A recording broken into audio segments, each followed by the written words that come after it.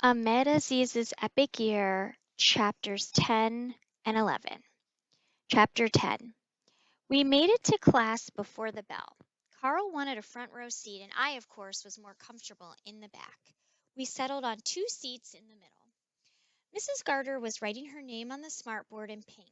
Janet Garter, she wrote in big curlicue letters. This was what a legend looked like, I guess. I wasn't impressed. She put her tablet down and turned around. There were no aunties trying to kiss me and no buffet curry smell, but I recognized her. Mrs. Garter was Janet, as in Pearson's Nut Goodies, Ziploc bag full of fall leaves and maple syrup Janet. I mean, Mrs. Garter. Why didn't Dad tell me I had left my home, my friends, and my school? I didn't need any more surprises. He should have known. Mrs. Garter stood quietly at the front, and without saying a word, the class settled down. She looked at me, and the corners of her mouth lifted slightly with a flicker of a smile. Of recognition? To explain? An apology? She looked different under the white of classroom lights. She looked younger than Dad. Her hair was light brown and stringy, falling past her shoulders. Her eyes were too big for her face, and her nose too small for it. I hope you're as excited as I am to get going, she started. I also hope you had a chance to read all the books. Her voice was warm and gooey, like her mouth was crammed full of brownie, and she almost sang the last word of each sentence, her voice going up a little higher at the end. I'll give you a few minutes to divide yourselves into groups of four. I don't want groups formed based on friendships. I don't want groups formed because you know one poor soul will do all the work. I want the groups to be fair. I'm sure you can figure out how to do that on your own. It was hard to get over the fact that Mrs. Garter was Janet. I knew Janet. I knew her letters, her gifts, her stories. Whenever Mom had a new friend visiting, I'd pray they wouldn't come with their children. If they did, there would be the dreaded, "You two are almost the same age. Why don't you go play?" We were never close to the same age. And go play? Really? Instead, we'd sit in my room, silent and uncomfortable. I had the same feeling when I saw Mrs. Garter, except I was wishing she was a stranger. We sat there, no one moving, no one saying a word. Someone coughed. Papers were shuffled in the back. She turned around deliberately, purposely looked at the clock, and turned through a full circle to face us again, like a ballet dancer. She lifted her index finger and wagged it side to side like a metronome. Tick tock, she was telling us, and like lumps of flesh with no brains, we stared at her. If I didn't focus, I could end up in the wrong group. I was counting on attaching myself to some hard-working sucker. The kid with notebook open, already taking notes, was a sure bet. That had been my MO since first grade, successfully avoiding many learning experiences. And I was turning out fine. Finally, Carl stood up. "Okay, people," he said, his finger up and down counting us. "There are 17 of us. So we will need 3 groups of 4 and 1 group with 5. Let's count off from 1 to 4. All the 1s, pull your desks to that side of the room. All the 2s over here. The 3s can stay over there, and the 4s can take that end." He pointed to different sections of the room as he spoke. I cringed for Carl. Everyone stayed in their chairs, not moving. Carl was dashing everyone's hope of doing exactly what Mrs. Garter had asked us not to. Carl, however, was unrelenting. I'm guessing choosing Carl as a partner would be a sure bet as well. He pointed at someone. "You're a 1," and the count crept through the class, unwillingly dividing us into 4 groups. 4 fair, too bad you can't be with your friend groups. There's twisted justice when everyone walks away from a situation unhappy. The last person counted out her 1, and there was silence again. Both Carl and Mrs. Garter looked at us expectantly. "Come on, people, move it," Carl yelled. Desks scraped against the floor and backpacks were lifted as the class rearranged itself. And like that math puzzle game where you slide all the numbers around until you get them in order, everyone found their spot. I was a 3. It felt like a good strong number, the sort of number where everyone else would do the work. I pulled my desk next to a girl who had already found her way to our spot. She had long blonde hair that fell over most of her face. She wore a sports jersey with a name on the back that I was guessing wasn't hers. Jablanowski. The name evoked the image of a man with a broken nose and missing front teeth. The light caught her braces, and every rubber band in her mouth was a different color, like talking into a rainbow. She had 3 angry, red, about to burst pimples and a triangle on her forehead. I understood right away why she let her hair fall in her face. One morning I woke up with a painful bump on the tip of my nose, like a witch's wart. I wasn't surprised my first pimple decided to show up like that, on the tip of my nose, on picture day, so an eternal reminder could be framed and hung at home. Dad showed me his family album to try to reassure me, his 7th grade photo with every strand of perfectly straight hair in place, his perfect skin glowing. Not reassuring at all. What he was trying to show me was on another page his brother in 5th grade. He had a big red angry pimple in the middle of his forehead. Early acne, Dad pointed out. Something else I had in common with my uncle. My dead uncle. That's probably what killed him. So if I had hair long enough, I would have hidden behind it too. It was one of the options I had considered. Hey, I'm Jessica, she said. Ahmed, I replied. A boy who was probably not thinking about his dead uncle's acne at that moment rolled his wheelchair to join us. Are you the suckers doing all the work this year? He asked with a big grin on his face. You've known me too long to dare, Ari, Jessica replied. Geez, relax for a second, Jessica. He turned to me and put his hand out. I don't think I'd ever been offered a hand to shake. I'm Ari, by the way. You must be the new guy. Yep, Ahmed. I didn't know what else to do, so I shook his hand. Another desk pulled up behind me, but I didn't get a chance to turn around, make introductions, and possibly shake another hand. Maybe this was a handshaking sort of school. Mrs. Garter took her place in the middle of the room, and with all 4 groups forming a rough U around her, I expected someone to hand her an orchestra baton. She picked up the trophy from the corner of her desk. It was a little golden cup, emphasis on little, no emphasis on golden. It was 4 inches tall and the color of number 2 pencils. She blew imaginary dust off the top. She opened her mouth in an O to blow warm air on it before polishing it on her shirt. Hey, that's no Stanley Cup, I said to Jessica, pleased with myself for having looked up what the Stanley Cup was. I thought it was named after Stanley from Holes. So wrong. You think? Jessica replied. They don't have sarcasm where you come from, Ahmed. They had plenty where she came from. Mrs. Garter cleared her throat. So here's what we're going to do, Mrs. Garter started. We're going to take turns discussing all 3 of these wonderful books.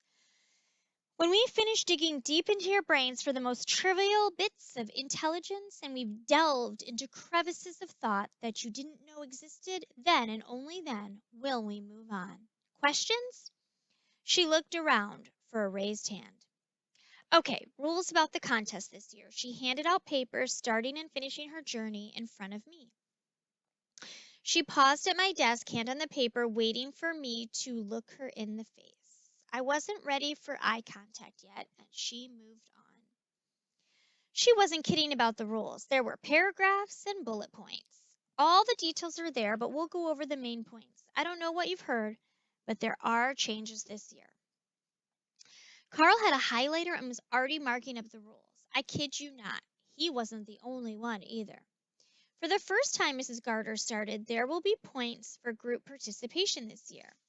At the end of each class, I will tally who has contributed the most to our discussions, and they will get extra points. She had a copy of the rules on the smartboard and pointed to the correct section. Participation will be based on 2 things. She held up one finger. First, you will be graded on day-to-day participation, and I encourage everyone to contribute to the discussions. Each team must also appoint a leader, a moderator. It is the moderator's job to represent the ideas of their team. There will be 1 bonus point awarded per day for the moderator with the most articulate discussion points. She held up a second finger. Second, each moderator has to lead a discussion on one of the 3 books. You'll be graded on how that discussion goes, on how well you involve others, how you lead. She scrolled to the next section. There are chances for individual points as well. When we are finished discussing each book, there will be a test. Everyone groaned. Oh, you may want to save the groan because it gets worse. There will be a test, but there will also be a short essay. Mutiny, voices raised, chairs shifted. She waited for everyone to settle down. For each book, you will be required to answer one of 3 questions that I will post online. If you don't have the Connect app already, I suggest you download it today. She walked across the room. What you won't see this year is an opportunity for bonus points beyond this. The students last year almost set the school on fire with their project. Even though I'll miss the creativity, I'd like to keep us all safe. Everyone laughed except me. On the day of the contest, there will be one final chance to collect points. And as you know, whoever has the most points competes against me to try to win that trophy. She turned off the smartboard. Let's start by choosing the moderators for each group. Any volunteers? Of course not. And then from across the room, I saw Carl raise his hand. I would have reconsidered a friendship with him if I wasn't desperate. Wonderful, Mrs. Garter said. We're off to a great start. Our group sat looking into our laps. Sarah and I did this all the time when Dad asked us to take out the trash or empty the dishwasher. We hoped that lack of eye contact would save us from that moment when you want to volunteer just to break the deafening silence. But I was no amateur. Years of letting Sarah take the hit had strengthened me for this exact moment. I was settling into the quiet with the practiced patience of a yogi when from behind me I heard a voice that had quickly become familiar. Ahmed, the new kid. He said he wants to do it. I turned so quickly my chair tipped on 2 feet. It was Jack. He had his hood up and was slouched down. I hadn't seen him since the bus, wasn't expecting him in an accelerated class, and didn't think I was unlucky enough to have him in my group. I had let my guard down. I didn't hear Ahmed say anything. Do you want to volunteer, Jack? Mrs. Garter asked, pronouncing my name perfectly. No, you could barely hear his voice, but Ahmed, and his voice got louder, had mentioned on the bus today that he really wants to get involved in language arts this year. Why don't you ask him? If he needs convincing, I can work on him on the way home today. We live near each other, so I can get to him any time. Did no one else notice the tone in his voice? Menacing. Is this true, Ahmed? I thought of the way I responded to Jack in my garage. I thought of the way I responded to him on the bus. This would have been the perfect chance to stand up to him.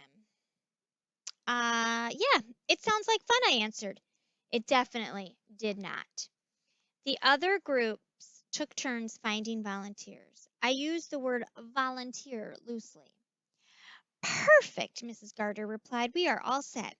Take the rest of class to figure out how you're going to organize yourselves and when you're going to meet. Those meetings should focus on agreeing on topics for discussion, but also as a sort of study group for the tests and essays. But your first task is to decide with which book we will start. Everyone turned to Carl. There was a kid nicknamed X-Ray in Holes. It surprised me how he wasn't the biggest or the strongest, but still became the leader of the gang. Carl reminded me of him. He stood next to Mrs. Garter. Okay, as moderators, we can decide which book to start with. Let's start with you, Ahmed. He was giving me a fighting chance. Carl probably had notes color-coded and organized in laminated folders. I'd read half of Holes, but didn't have a copy. I did have a copy of Bridge to Terabithia, and even though I hadn't started it, there was the potential of finishing it. Actual work done versus potential work. I'd known myself for 12 years. I had to bank on actual work done. Holes, I told him. Are you sure? He asked, throwing me another lifeline, knowing which book I had in my backpack. Yep. He turned to the moderator of the next group. Holes works fine for us. All the groups agreed, and the book was chosen. Mrs. Garter pulled down a screen in front of one of the boards so it wound up tight, revealing what was hidden behind. And now our journey begins. There was a simple maze drawn on the board, an easy path from point A to point B. There were 3 stops along the way, each marked with a cutout of a book. A laminated cutout of Mrs. Garter's face with the word champion across it stood ready at the top, next to photos of grinning toddlers numbered 1, 2, 3, and 4. I guess those were supposed to represent us. At the end of the maze was a trophy. The cutout version was more impressive than the actual one. Most of the class laughed. Someone booed. Everyone got ready to work. Ahmed, would you mind coming to my desk for a moment? Mrs. Garter asked. As the noise rose, it was difficult to hear her. I know this is a surprise. Yeah, you could say that. Is it weird? Yeah, you could say that. Mrs. Garter squinted a little. Your dad really wanted to warn you, but if you didn't figure it out, I didn't want you to know. I shrugged. I didn't want you to think you could get away with not doing the work before the first day because you knew me. Too late. I can tell you're upset. I should have known. I'm sorry, Ahmed. I should have let him warn you. I think I should get back to my group, Mrs. Garter. Moderators with questions had formed a line behind me. I didn't have any, or I had too many. Okay, Ahmed. A teacher had never apologized to me before. Maybe that's what made her a legend. I turned my desk to face the others. Jack tried to say something, but Jessica interrupted him. There it is, she said as she picked up a purple hair tie from the floor. I was wondering where it went. She tied her hair back, her face exposed, her acne for everyone to see. I looked away, but Jack stared at her. Whoa, Jessica, you've got a little acne situation going on there. Ari and I froze. Do I say something? Come to her aid? Stick up for her? What? Where? Huh? She pretended to be confused as she patted all over her face. Do I have a little pimple somewhere? Oh no, how utterly embarrassing, she said in an overly sarcastic way. Thank you, Captain Obvious. Jack didn't respond. Come on, let's figure out when we're going to meet, she said, and we spent the rest of the class working out the details. Forget me coming to her aid. I had a feeling she would have to come to mine. Chapter 11. By the time I got home, Sarah was going 100 miles a minute. And it was so awesome, Dad. You should have seen it. Mrs. Anderson has all sorts of animals in her room, like fish, but also small birds and turtles and all sorts of things. And Anita, did I tell you she was my best friend? Anita said we get our own tadpoles later. It's going to be incredible. Mom, there's a contest to see who gets to take the turtles home at the end of the school year. Can I bring one home, please? Apparently, Sarah and I had had very different first days. Mom looked up from the pot she was stirring. Whatever she was cooking smelled like body odor with a hint of dead mouse. I preferred the days when Dad had enough energy to be the main chef and not just cleanup crew. Dad made the most incredible rack of lamb and chicken curry. Mom made an incredible phone call to have pizza delivered. She believed creativity made up for skill in the kitchen. As an innocent bystander and unwilling witness, I can confirm that it does not. Assalamu alaikum, Ahmed. How was your first day? Mom asked. What's for dinner? I replied, ignoring her question and her greeting. Pasta. Dad turned from the sink, hands covered in soap suds. He held the edge of the sink to steady himself, a little weaker than last month. And tell us about your first day. No way the smell coming off that pot was pasta. It was fine. Fine, Dad asked. That's it? No interesting classes? No familiar teachers? Just fine?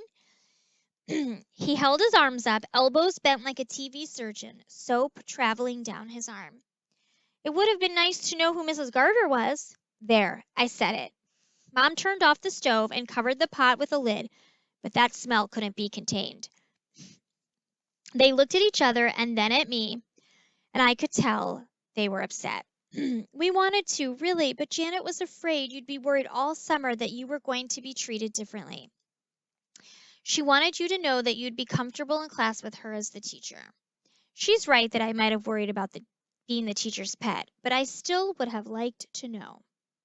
Didn't you see all the photos on the walls? Did you see any of me, my brother? Dad waited, water dripping on the floor. Mom paused, hands still on the pot. This would have been a good time to tell them about Jack, about finding the book with my dead uncle's name in it, about how they fooled me about Mrs. Carter, but it didn't mean I was going to do the work. But Dad was excited, and Mom was hopeful, and I'm a wimp. So I changed the subject. The kids are weird. Oh, yeah? Dad asked. They shake hands. They're actually excited about Mrs. Gardner's class and even like morning report. What's morning report? Mom asked. I took a cookie from Sarah's plate and she slapped my hand away. Pretty much what it always is: announcements, birthdays, a pathetic joke. They have all this great technology but don't know how to use it. A little bit of editing could have gone a long way. Mom pointed the knife at me. Maybe you can be the one to make it better. Good one, Mom, I said sarcastically, like I'd ever join a club. Sounds like you're going on a retreat next week to Camp Burn, Mom said. They sent us a permission slip to sign. It could be fun. Dad turned back to the sink and laughed, shaking his head. They're still taking kids to Camp Burn?